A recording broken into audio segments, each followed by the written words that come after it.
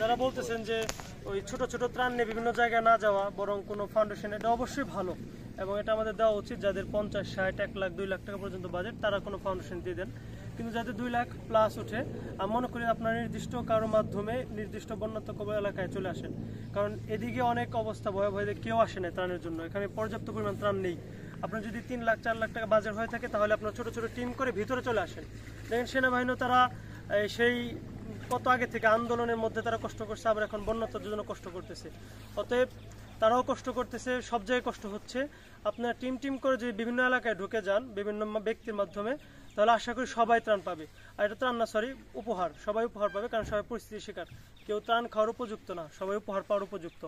সেজন্য আপনাদেরকে বলবো, বিশেষ করে আমার এলাকাবাসী যারা আপনারা মানিকগঞ্জ, সিঙ্গার থেকে দল গ্রুপ করে চলে আসতেছেন, আমরা আপনাদেরকে বলবো কুমিল্লা চলে আসেন।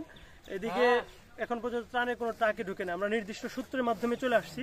আপনাদের জন্য কোনো এলাকা নির্দিষ্ট সূত্র জানা থাকে, তাহলে সে মাধ্যমে আপনারা সেখানে চলে যান।